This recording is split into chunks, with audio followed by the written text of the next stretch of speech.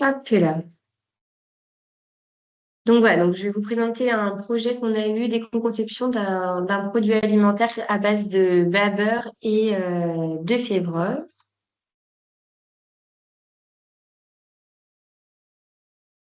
Je vais même laisser Patrice vous le présenter en fait, Ah bon? si ça te va. Euh, oui, oui, oui, oui, pas de souci. Donc, projet d'éco-conception, en fait, c'est un projet interne, hein. Donc, on a mobilisé les ressources internes de 3 services différents, hein, Actalia Innovation, Actalia Environnement et puis Actalia Produits laitiers. Donc, le contexte enfin, l'objectif de ce projet-là, c'était de travailler sur l'éco-conception d'un produit à partir de protéines laitières, de protéines végétales, co-fermentées, et tout ça dans l'idée d'avoir un produit avec un profil nutritionnel optimal. Pour nous, notre défi, effectivement, c'était avant tout de valoriser les coproduits laitiers, donc par exemple lactosérum, babeur, etc., tout en minimisant les impacts environnementaux, d'où l'intervention du service de l'unité environnement. Voilà. Donc, comme je vous l'ai dit tout à l'heure, hein, en fait, ça a mobilisé 3 compétences fortes au sein d'Actalia, hein. L'expertise en formulation alimentaire, donc tant au niveau d'Actalia Innovation que d'Actalia Produits laitiers, l'expertise procédé, donc toujours Actalia Innovation en produits laitiers, et puis l'évaluation environnementale du produit développé euh, donc par l'unité environnement. Et puis l'aspect nutritionnel, c'est surtout effectivement Actalia Innovation qui a abordé ce sujet-là.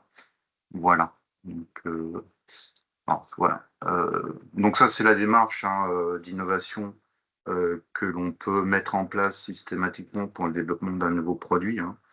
Donc avec une veille consommateur, mais autre, hein, aussi, ça peut être une veille en interne, veille marché, identification donc là des besoins ou éventuellement des produits qui à terme pourraient être intéressants de développer.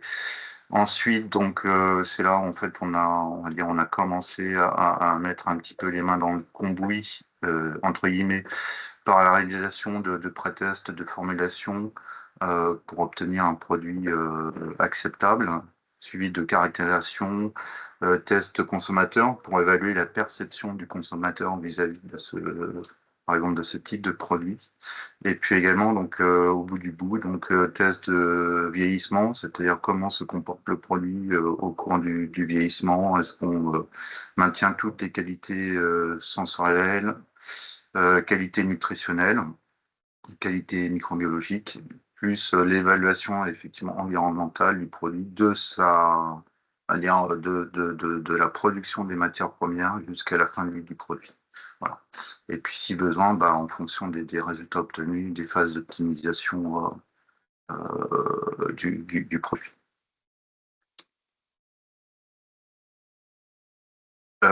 Donc, dans cette démarche-là, déjà, on a identifié, voilà, on a cherché à identifier quelles étaient les protéines végétales et les protéines laitières qu'il était intéressant de travailler par rapport à cette notion d'éco-conception. Pour les produits ou coproduits laitiers, très rapidement, on s'est orienté vers le babeur. Donc là, en l'occurrence, dans ce projet-là, on a utilisé la forme poudre, donc poudre de babeur doux, et pas du babeur acide. Et puis ensuite, pour les protéines végétales, en fait, on avait un certain nombre, on va dire, de critères de choix possibles. Donc la forme de ces protéines végétales, donc la forme la moins concentrée, qui est la forme farine, la moins concentrée et la moins travaillée, donc qui globalement a le moins d'impact au niveau environnemental. Ensuite, la forme concentrat. Et au final, la forme isolat. Là, on a des produits très concentrés avec plus de 90% de protéines par rapport au total produit. Voilà. Et puis également donc la forme de la protéine, mais aussi différentes sources possibles. Donc là, alors c'est pas exhaustif, hein, mais on a testé, nos collègues de innovation ont testé un certain nombre de sources.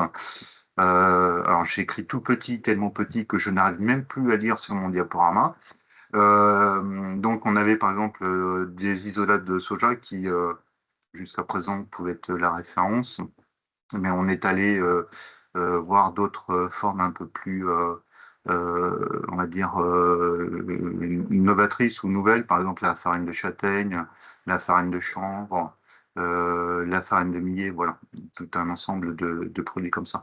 Donc dans un premier temps, nos collègues de Acadia Innovation ont remis ces farines de protéines végétales ou ces isolats ou ces concentrats sur un support lait pour évaluer dans un premier temps surtout l'aspect visuel et organoleptique. Voilà. Et de ces mises en forme, en fait, on en a retenu, excuse-moi, oui, tu peux changer, oui.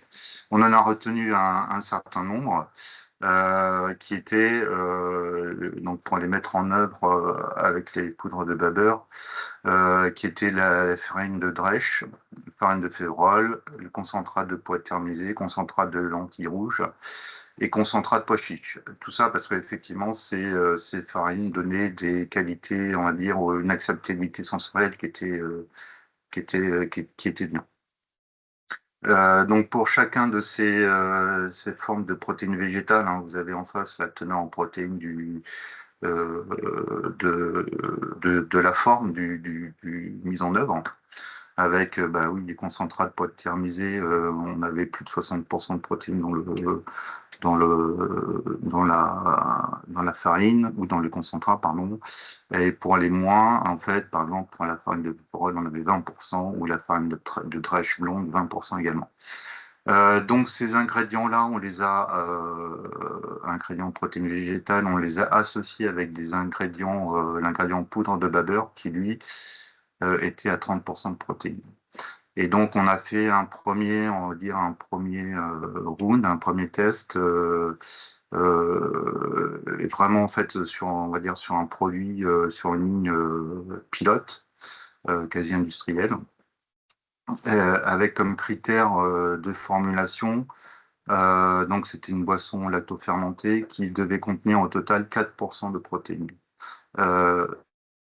dont 50% sous forme de protéines végétales et 50% sous forme de protéines laitières, donc de Baber 2. Donc là, en bas à droite, vous avez bah, la photo, l'image des produits obtenus. Voilà, avec bah, en fonction des sources de protéines, des aspects, des goûts et des couleurs différentes. Voilà. Ah oui, attends, on revient juste avant parce que j'ai. Donc on a dans l'appréciation, donc on a fait une première évaluation sensorielle hein, de ces maquettes produits. Donc globalement, alors il y en a deux qu'on n'a pas retenu parce qu'en termes de goût, c'était très très spécial, notamment le pois thermisé où on avait un goût un goût végétal très très prononcé malgré la fermentation. Donc ils n'ont pas été retenus pour la suite des tests. Et puis également les farines de Dresch blonde. Là, c'était plus par rapport à un aspect de texture. En fait, on n'avait pas d'association d'interaction protéines laitières, protéines végétales, entre guillemets, ce qui donnait un produit pas très appétissant, pas très bon commercialement. Voilà. Donc en fait, en premier lieu, ce qui a été retenu, c'est la farine de Févrole. Voilà, et dans sa phase d'optimisation, pour tester le concept auprès d'un groupe de consommateurs, nous avons décidé d'augmenter le taux de protéines cible de la boisson fermentée pour essayer de cibler les boissons hyperprotéinées, etc., etc. Donc, notamment pour avoir l'allégation sur le produit riche en protéines, également un aliment plus rassasiant, comme je vous l'ai dit, donc comme cible les aliments hyperprotéinés, et puis également plus de protéines et donc un peu plus on va dire, de consistance sur le produit pour envisager une utilisation polyvalente, donc soit comme dessert, comme entremets, mais aussi comme aide culinaire. Par exemple, comme une crème pour cuisson, etc. Voilà. Également, alors on a passé très rapidement sur les protéines, sur la protéine de févrole. On s'est aperçu très rapidement qu'au-delà 25% de protéines de févrole dans le produit, on avait une gélification du produit. Donc on a essayé de chercher un optimal pour éviter d'avoir cette gélification tout en ayant la part de protéines végétales la plus importante possible. Voilà. Et puis l'autre objectif de cette optimisation, c'était de réduire un petit peu l'acidité en bouche du produit, qui sur les premiers essais était, alors c'était pas rédhibitoire, mais qui pouvait être gênant pour certaines personnes. Tu peux passer à la suivante. Donc au final, on a obtenu un produit que nos collègues innovation ont appelé Délices des champs. Donc vous avez voilà le produit affiché, donc avec les allégations sources de calcium faibles en matière grasse, puisqu'en fait là on avait très très très peu de matière grasse dans les produits, tant les farines végétales, les protéines végétales pardon, que le bas beurre, riche en protéines et source de calcium, voilà. Et puis donc sur la droite, pardon, vous avez sa composition nutritionnelle, donc avec effectivement les 5% de protéines. Et puis en stabilité, donc là-dessus on a évalué la stabilité microbiologique et sensorielle des produits jusqu'à 42 jours. Alors pourquoi 42 jours? Parce qu'en fait, on ciblait, on va dire, des DLC ou des DDM comparables à celles de produits fermentés, comme des laits fermentés ou des yaourts. Donc à 42 jours, en fait, on a une très très bonne stabilité au niveau microbiologique. On préserve également, on avait utilisé des ferments du yaourt. On préserve ces deux bactéries à des niveaux conformes à la réglementation. Voilà. Et puis au niveau organoleptique également, au bout de 42 jours, donc à 4 degrés, hein, on n'avait pas d'évolution notable, pas de dégradation, de développement de hot flavor sur ces produits. Donc tout à fait acceptable. Ces produits donc, ont été présentés à des consommateurs donc, pour évaluer leur perception par rapport à ce type de produit. Ces nouveaux concepts de produits hybrides. Donc globalement, c'est un concept qui est bien perçu par les consommateurs et notamment la conception, enfin l'aspect durabilité ou éco-conception du produit est très très bien perçu. Par contre, les freins, c'est plus des freins, c'est même plus des peurs qui sont à lever parce que la plupart, avant de goûter les produits, avaient une très très forte appréhension. Notamment du fait qu'ils percevaient ces produits-là comme plus transformés qu'un produit laitier. Par exemple, un yaourt, notamment par rapport à la liste des ingrédients, où on avait de l'eau, de la farine de févrole et du beurre, et là, il y a un petit hic. Mais bon, ça, c'est tout à fait surmontable, entre guillemets. Par contre, l'autre frein ou l'autre peur, c'est que la plupart de ces consommateurs avaient eu l'occasion de consommer des produits hybrides ou des succès d'années de produits laitiers à base de produits 100% végétaux et avaient eu, on va dire, de grosses déceptions sensorielles. Et donc, déjà, voilà, ils avaient un a priori par rapport à ces produits qui, une fois qu'ils les ont goûtés, ces peurs en fait sont tombées. Voilà. Alors je ne sais pas si j'ai mis les perspectives non. Ouais. Donc je te laisserai la parole juste après si tu peux revenir à la diapo d'avant. Donc sur ces perspectives-là, effectivement, les consommateurs envisageaient tout à fait l'utilisation plutôt comment dirais-je, en topping ou ou comme des produits qui pourraient être utilisés comme aide culinaire plutôt que des desserts, en fait.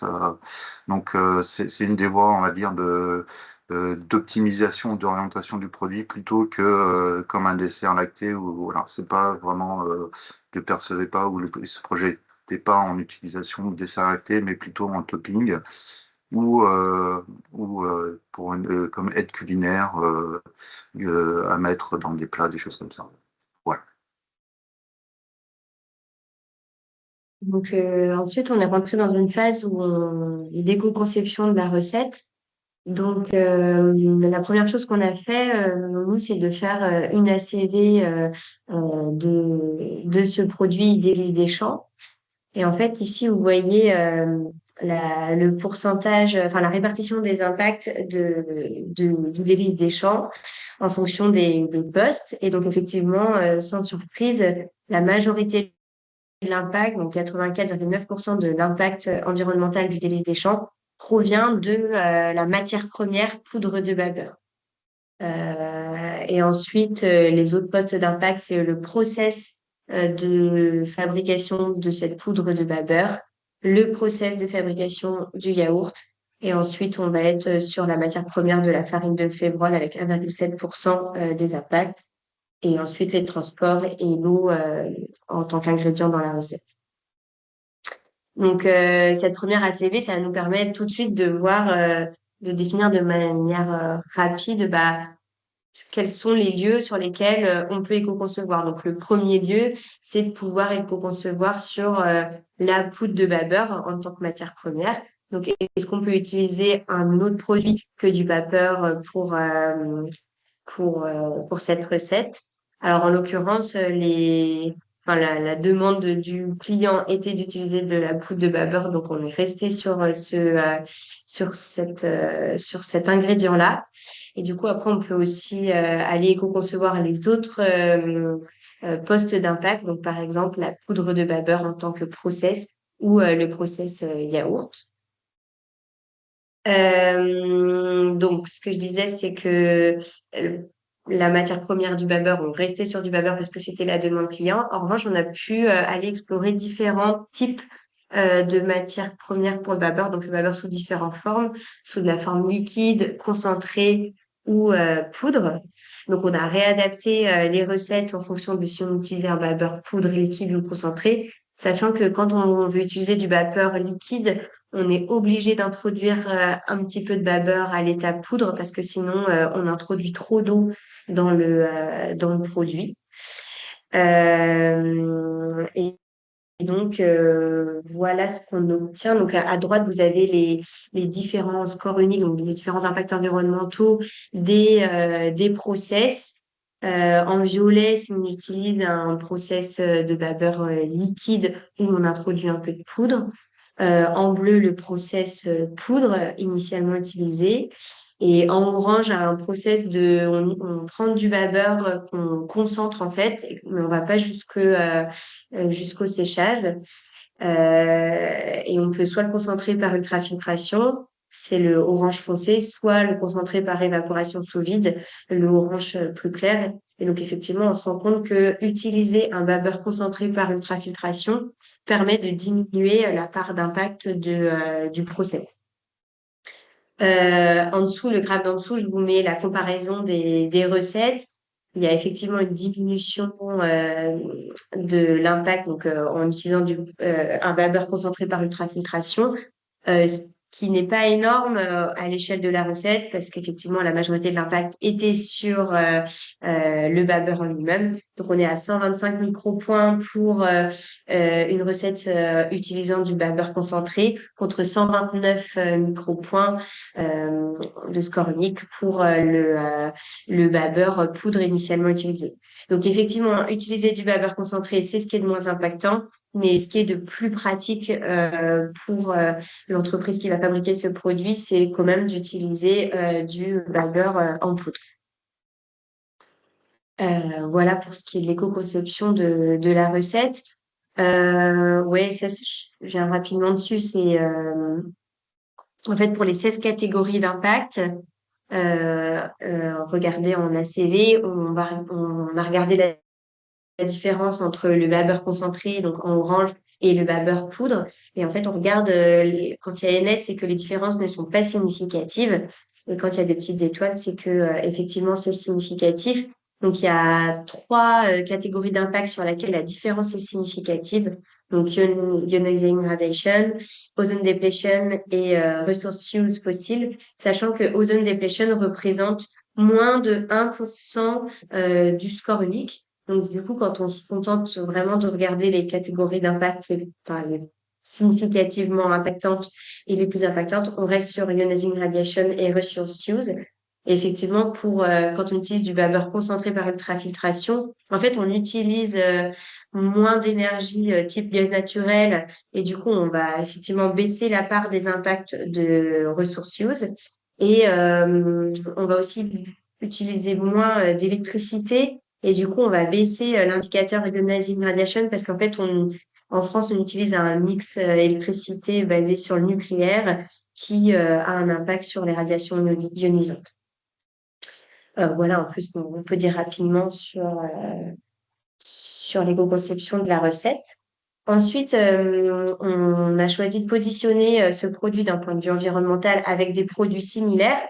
Donc, comme l'a dit Patrice, en fait, les consommateurs l'ont d'une part assimilé pour du topping ou comme aide culinaire, mais si on restait dans la catégorie dessert, ils comparaient le produit d'Élie Deschamps à un fromage blanc gourmand. Et du coup, voilà, nous, on l'a comparé, du coup, ce produit d'Élie Deschamps par rapport à un fromage blanc à 3% de matière grasse, par rapport aussi à un fromage blanc à 0% de matière grasse, par rapport à une crème allégée si on veut l'utiliser comme aide culinaire, comme un yaourt nature parce qu'on est sur les mêmes technologies. Et on l'a ici comparé à un dessert au soja parce qu'on a introduit de la protéine végétale. Donc voilà, donc on se rend compte que Délices des Champs, bah, il est plus impactant qu'un dessert au soja. Il a globalement le même impact qu'un yaourt nature et il est moins impactant que les crèmes et les fromages blancs. Euh, donc ça, c'est quand on fait, ça, c'est quand on regarde au niveau du score unique, donc l'agrégation des 16 catégories d'impact. Et quand on va sur le détail des 16 catégories d'impact, en fait, il y a une variabilité assez importante sur l'ensemble des indicateurs. Bon, le fromage blanc gourmand et à 3% de matière grasse est beaucoup plus impactant que les autres produits. Mais on voit que des listes des gens, en fonction des indicateurs, se positionnent de manière différente par rapport aux différents produits similaires. Quand on compare au délice des champs, donc là, pareil, on a regardé de manière spécifique, on a comparé le délice des champs avec un dessert au soja et on se rend compte que sur un grand nombre de catégories d'impact, on a des différences significatives qu'on a pu classer après en fonction du pourcentage de différence. Donc, on a une grosse différence pour l'eutrophisation et jusqu'à moins de différence pour ressources use. Et ça, c'est dû notamment à la matière première. On a aussi positionné ce produit d'Élysée Deschamps par rapport au fromage blanc, donc toujours pareil sur les 16 catégories d'impact. Et ensuite, on classe ces catégories d'impact qui sont significativement différentes en fonction du plus significatif au moins significatif. Dans un deuxième temps, en fait, c'est vrai que le client était un peu frustré que le produit soit si impactant, mais c'est aussi dû au fait que le Baber, en fait, c'est un coproduit, mais d'un point de vue environnemental, les coproduits laitiers, on va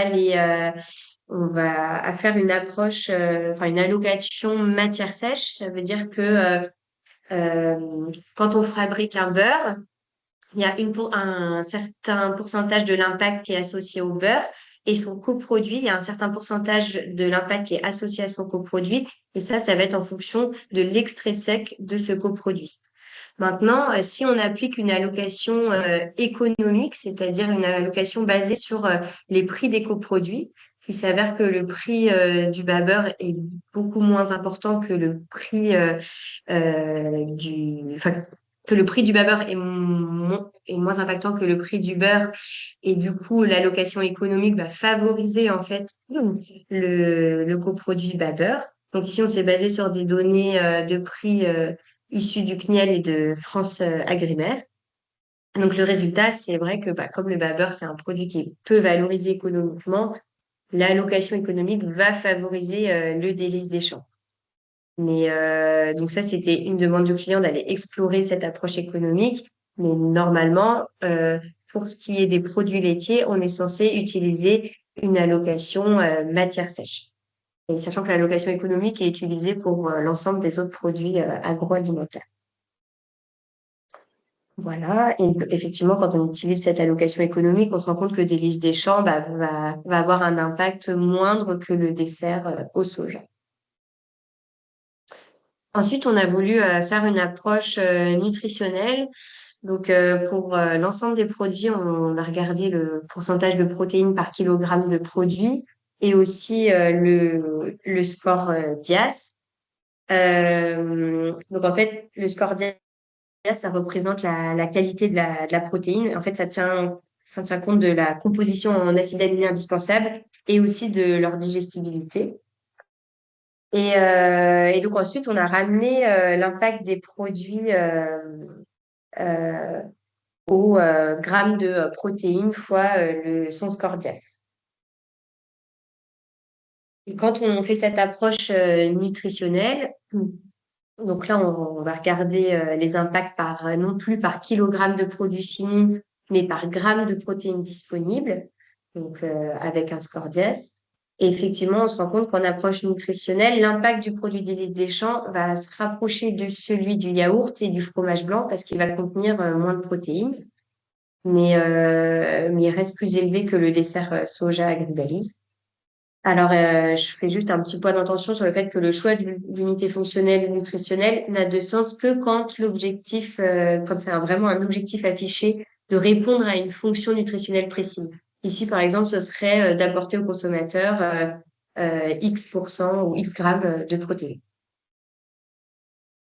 Et donc, quand on regarde l'approche nutritionnelle, et on se rend compte qu'on va diminuer quand même l'écart pour certaines catégories d'impact, entre délices des champs et le dessert au soja. Effectivement, par exemple, sur 3 catégories d'impact, Ionizing Radiation, Resource Use et Water Use, on va être, non, sur 2 catégories, Resource Use et Water Use, le dessert délices des champs va être moins impactant que le dessert au soja parce que le soja a des protéines qui sont moins digestibles en fait que les protéines laitières du baba. Donc voilà, donc là je compare effectivement les deux entre si on utilise une unité fonctionnelle par kilogramme de produit ou si on utilise une unité fonctionnelle par kilogramme de protéines fois le score DIAS. Donc voilà, donc on se rend bien compte que la différence d'impact s'amenuise en passant de à l'UF nutritionnel et que voilà, des champs est supérieur au dessert au soja pour une majorité de catégories d'impact, mais pas pour toutes, et notamment pour Resource Use et Water Use. Donc c'est aussi intéressant d'utiliser l'approche nutritionnelle quand l'objectif d'un développement de produit est vraiment celui de la nutrition. Ensuite, on a aussi été éco-concevoir l'emballage. Donc, on a étudié de manière comparative plusieurs formats. Donc, je vous présente ici la brique Tetra Pak d'1 kilo, des briquettes de 200 grammes, des pots en plastique, des gourdes, des pots de PP, des pots de PS, des pots de PET en différents formats et des pots en verre.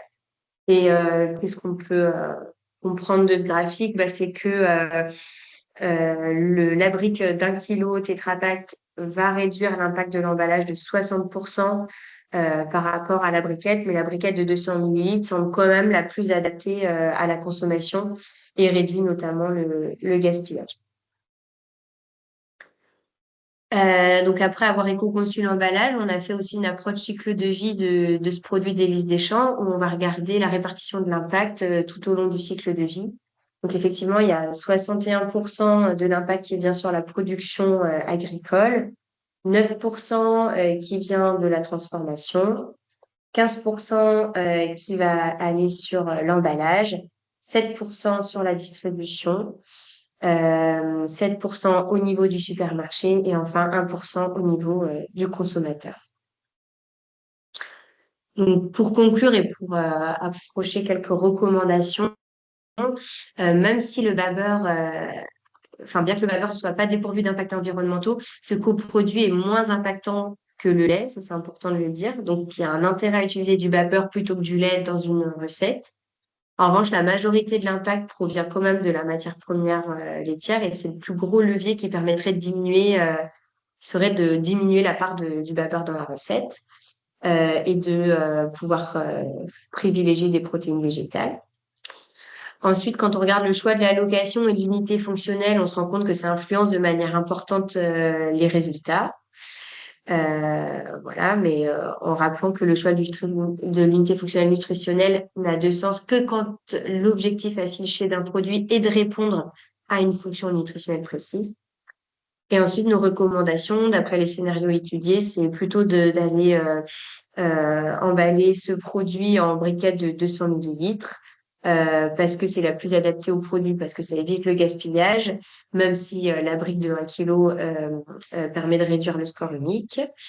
Et ensuite, l'utilisation de l'ingrédient babeur sous forme concentrée reste moins impactante, euh, mais a peu d'influence quand même sur l'impact global de la recette par rapport au babeur sous la forme de poudre.